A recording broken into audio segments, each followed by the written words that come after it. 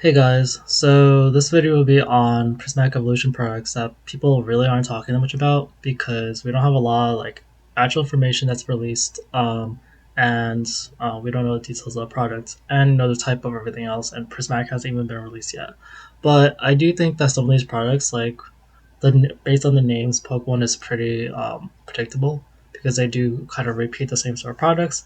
And what kind of happens is that things go in and out of style. Like booster boxes have been around since forever, but I know for example, Build a Battle stadiums, they tried doing that and they discontinued it in Scarlet and Violet. So they learned their lessons, but it could come back in the future. And the product I want to look at is the Prismatic Evolution Super Premium Collection, which I didn't have a lot of experience of. And it kind of makes sense because when I looked it up, there's only two products that are called Super Premium Collections, which are the Charizard Premium Super Premium Collection, which I actually did remember. And honestly, it's been kind of not that great of a product. People don't like it. It's going on clearance. And then there was one that I didn't really know that much about, which was I think this is like the Super Premium Collection from 2016, so it's like 8 years ago, and has a generations pack, so it's quite an old product, which seems like it's a little better. But when I first heard about the product, I was like an ultra premium collection, which is what this video was originally going to be about. I thought I'd touch on that too because I think a lot of people they'll hear the ultra and super, and there's so few products that have these names that if you just haven't been around or you don't know the history, I found one that I didn't even know about. And so it's just like Pokemon's predictable, and but sometimes even not around at the right times. You don't really know which ones are good and bad one. Like one thing about Ultra Premium collections was one of the Ultra Premium collections that was very hyped, and it's still no, it's kind of the original. It is a pretty good product. It was a Celebrations product, which was I think MSRP let's say around 120. I don't think it was selling anywhere near 120. But it was still a very good product. Like it had these gold cards. I think I have it pulled up. No, that's the 151 one. It's the how did I not get it? So it had anyway. It had some gold cards. So yeah, as see Charizard and Pikachu gold cards. And it has 17 celebrations packs. So that's one thing you don't always see in these ultra premium collections. Actually, is that the packs are all the same, or at least the bulk of the packs. What this set did also do was that there's additional I think Sword and Shield packs. I don't remember how many, but it's just it was actually if you got MSRP, it was actually very good value. Um, and the reason for that is because Celebration is a specialty set, and specialty sets kind of retail about $5, which is different than the $4 for normal booster packs. And which seems like not that much of a difference, but it is because the it's not just that it's $1 more; it's that they're harder to get because there's no booster box. Usually, if there's a booster box, the price actually drops down to $3 or less than $3, versus it's harder to get that for these specialty products, which is why I think Pokemon keeps printing them because it is kind of just free money. Um, but yeah, I'd say this is a pretty decent product. General Celebrations has been kind of waning in general, and I think that based on the price history, see here, yeah, this one this only goes from 2022, but it's not huge gains. Well, depending how you look at it, but starting out here is 250, and then it goes 300, but it's been kind of steady around 300 something. It went up and it went down. Celebration has been kind of steady. But it's it's nice because it has those rare cards. It was one of the first UPCs people remember. It's one of the things that people talk about when you invest. Because when actually that's a very important note.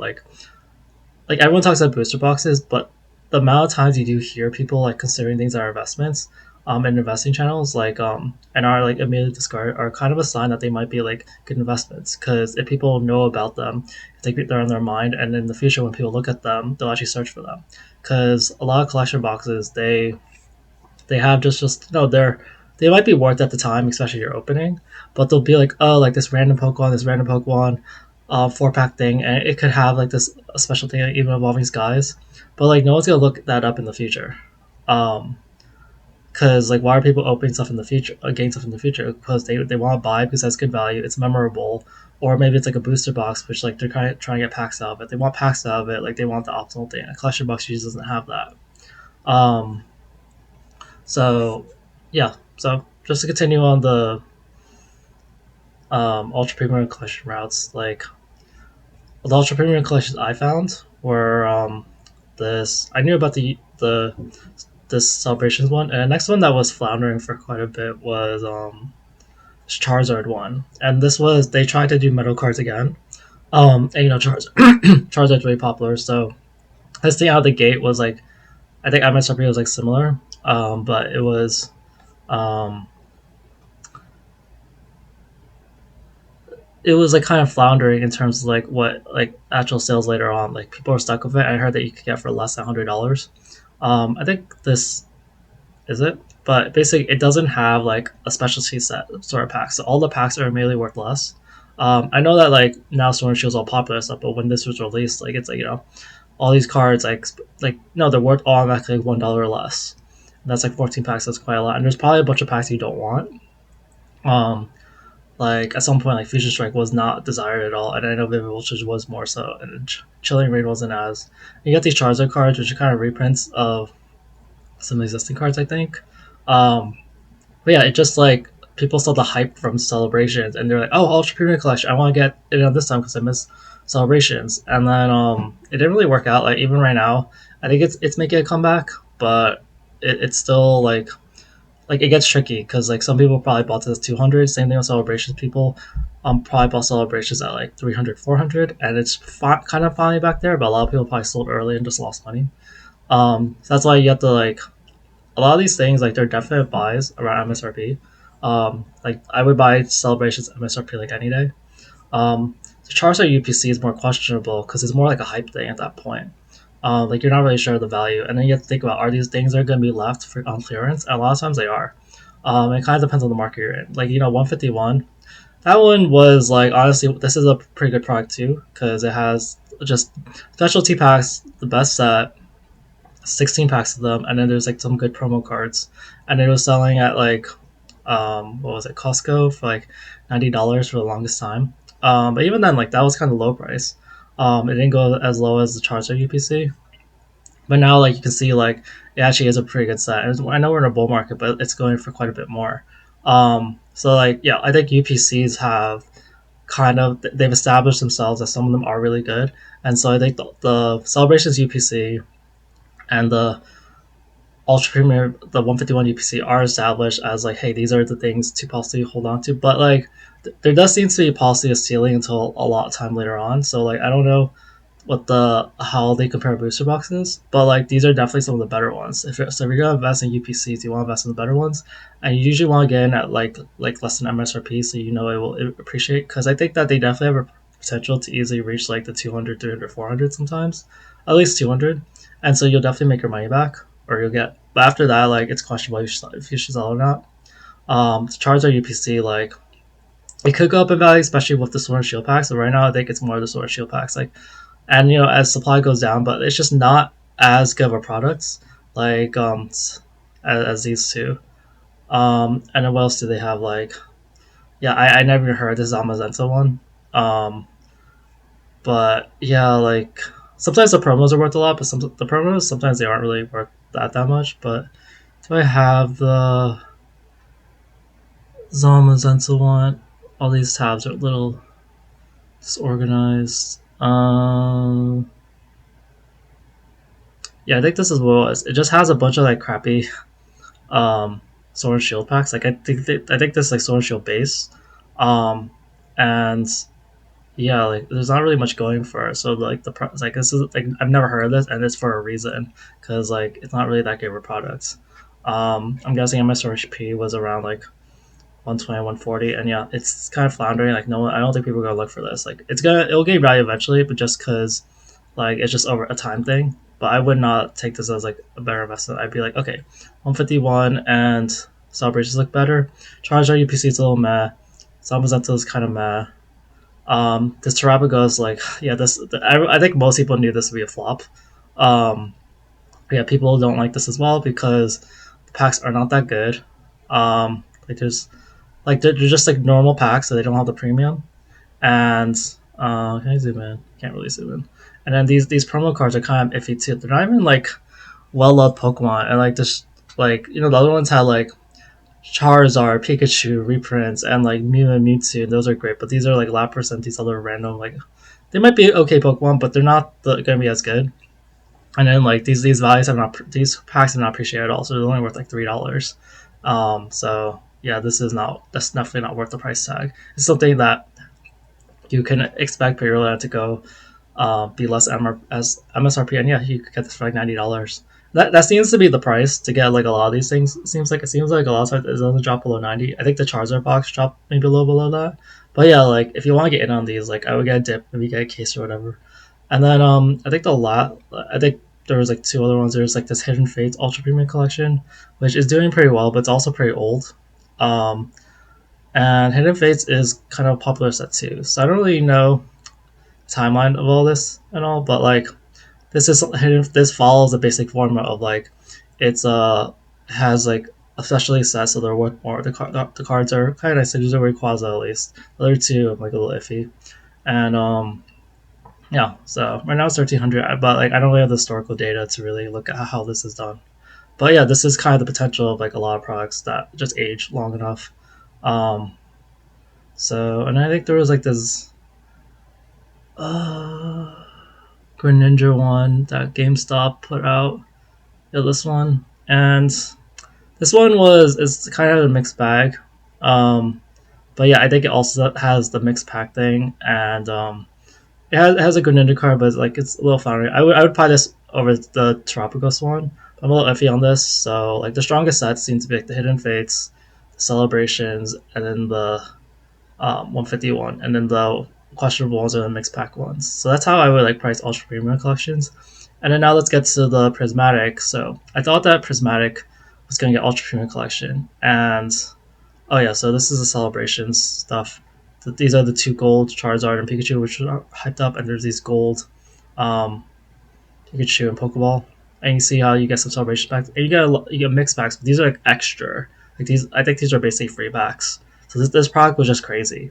It's had like overwhelming value. So like if there are mixed packs to some other thing, like you can kind of just tell like there's just so much value packed in some of these boxes, and like I kind of do like the form factor of that rectangular box. It's kind of like nice, um, but anyway. So when I look at super premium collections, which is what a prismatic actually is, like I think that I just totally like the form factor of the ultra premium collections. Like the rectangular versus like this is kind of like iffy. Like there's like extra space for figurines and stuff. So it seems like the super premium collection for Perspects probably got some figurines, probably some EVs. If the EVs look really nice, I guess maybe, but like the figurines just aren't valued that much by collectors. Like it had to be like a really really cool EV or something. But yeah, this Charizard, everyone says, yeah, this Charizard looks really nice. It's really heavy. Like if you try to invest in this, good luck. These things take up a ton of space. It's very heavy, and the cards are kind of it's mixed packs are kind of meh. The Charizard like the promo cards are kind of lazy. Like Charizard is fine-ish, but like there should be three good promos. Like sure, you have the Charmander, Charmeleon line, but like no one wants like these older commons. Like at least make them like look really nice or hollow. And then yeah, so like this is why this failed. Um, and then this Super Premium Collection of Generations, like this should be expensive now because there's Generations packs. But yeah, like and it has like this I think Mew. They say it's like $700 now, and it's kind of hard to find like really old price data on it. Um, but yeah, like this was the Mew Mewtwo, which don't look bad. But yeah, I would probably be like unless they have some really like cool thing in it that makes it really stand out, like really good packs, lots of packs, really good value for your money, like compact space. Like it's probably gonna be a little iffy like these other products. I'm a little surprised they're trying to get the Super Fury collection after the Charizard failure, but yeah, it kind of depends exactly what they put in it. Um, but yeah, if they had an Ultra Fury collection like 151 celebrations, I'd be like, yeah, I probably want to pick up some of those when it goes below MSRP or MSRP or below. In the prismatic hype that's going to go up, like packs are going to be pretty expensive in general. That that product Super Fruit Collection is gonna be released on May 16th, which it's technically like half a year away for guys. Like 5 months. So it is gonna be a while.